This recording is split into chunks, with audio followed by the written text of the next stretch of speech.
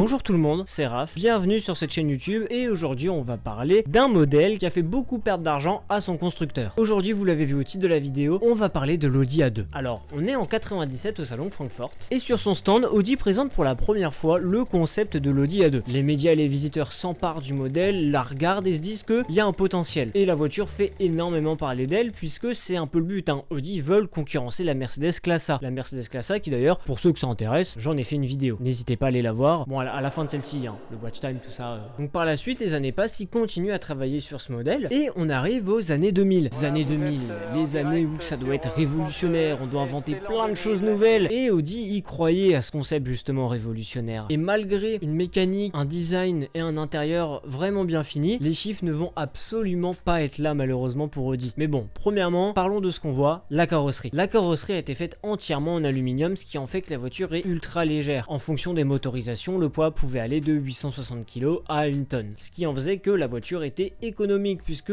on consommait beaucoup moins. Mais, Audi ont bien compris qu'ils consommaient moins avec l'A2, sauf que l'A2, étant donné qu'elle est petite mais qu'il y a beaucoup de choses à mettre à l'intérieur, le réservoir est aussi petit puisqu'on parle d'un réservoir de 20 litres. Alors que la Mercedes en a 54 en termes de quantité dans le réservoir. Il y a vraiment une grosse marge déjà. Pour ce qu'il s'agit de l'intérieur, l'Audi A2 avait tout pour elle. Alors oui, malgré un design extérieur qui était assez douteux, hein, après chacun ses goûts, le design intérieur, quant à lui, était plutôt réussi pour l'époque. Mais je trouve qu'il a un peu mal vieilli, hein, voilà. Bon. Et pour l'intérieur, on avait le choix entre 3 finitions de base qu'on pouvait étoffer à la carte avec ce qu'on voulait. Et on retrouvait la finition de base, la finition ambition, et on retrouvait aussi derrière la finition attraction qui était la plus haute. Avec toutes ces finitions, on pouvait mélanger un peu les options comme on voulait et on en faisait notre voiture vraiment à notre goût. L'intérieur, comme je disais, est un peu mal vieilli, mais reste quand même assez, on va dire, dans l'air du temps d'aujourd'hui. On y retrouvait beaucoup d'innovations dans cette Audi, puisque Audi ont implanté déjà un toit complètement en verre, comme on retrouve par exemple dans les Tesla Model X. On retrouve aussi la commande vocale à l'intérieur. Ça peut faire sourire, mais à l'époque, c'était cool. On retrouve le kit main libre. Pareil, ça fait sourire, mais c'était cool. Et on pouvait retrouver aussi l'assistance pour se garer, tout simplement, avec les capteurs,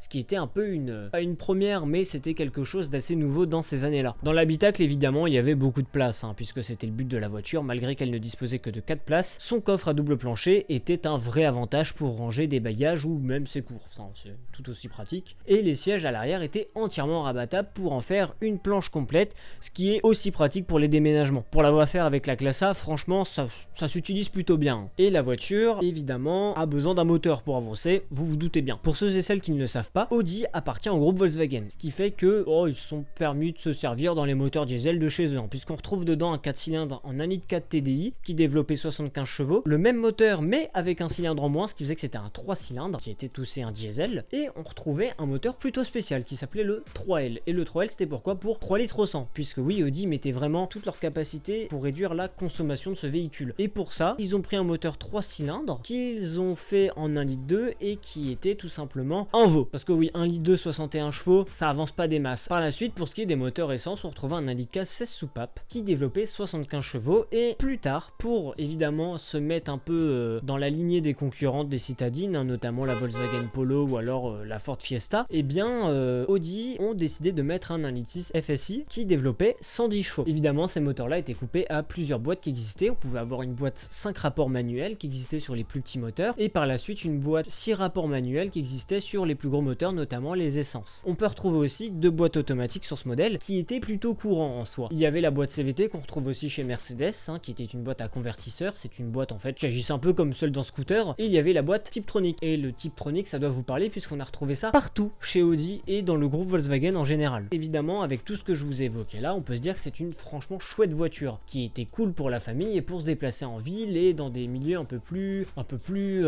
extra-urbains, hein. Mais vous vous doutez bien que si elle s'est mal vendue, on peut se demander où est-ce qu'ils ont merdé. Premier point, ça reste le prix puisque 19 800 €, c'était le prix catalogue de base quand elle est sortie en juillet 2000 en France, et ça n'a pas plu à beaucoup de gens. Parce que là, ça peut faire sourire, hein, quand on voit les malus d'aujourd'hui, mais 19 800 € sans option à l'époque, c'était un peu du foutage de gueule. Surtout qu'en plus de ça, dès qu'on rajoutait des options, le prix montait assez vite, hein. L'autre point aussi qui a un peu fâché tout le monde, c'était les clients fidèles de chez Audi qui ont trouvé que la 2 faisait un peu tâche dans la gamme puisqu'ils étaient habitués habitué quand même à avoir des gros A4, des A6, voire même des A8, des voitures hyper luxueuses avec un confort qui était vachement présent et des gros moteurs. Et en plus de ça, faut rajouter le fait, c'est assez bête hein, mais comme j'ai dit tout à l'heure, Audi sont arrivés sur ce segment-là un peu tard comparé à ses concurrents. Et même au sein du groupe auquel Audi appartient, il y avait de la concurrence, notamment Volkswagen avec la Polo. Mais il y a un petit truc qu'Audi se sont permis de faire et qui n'a pas du tout été apprécié, notamment par les garagistes, c'est que le capot de cette Audi A2, on peut pas l'ouvrir. Et oui, il est scellé. Il y a seulement la calandre avant qui s'ouvre pour pouvoir faire ses niveaux, notamment au niveau d'huile, de lave-glace et autres. Mais réparer la voiture en elle-même et soulever le capot, c'était impossible. Donc en fait, en faisant tout ça, Audi se sont tiré une immense balle dans le pied, ce qui a fait que la voiture, fin 99 à 2005, elle s'est vendue seulement à 176 000 exemplaires, voire un tout petit peu plus, hein, voilà. Donc comme quoi, eh ben, ne faites pas comme Audi. Merci de m'avoir écouté. J'espère que cette petite vidéo vous aura plu. Je trouve ça aussi sympa de publier ce genre de petit format là sur YouTube. Suivez-moi sur les réseaux sociaux, notamment TikTok et Instagram, où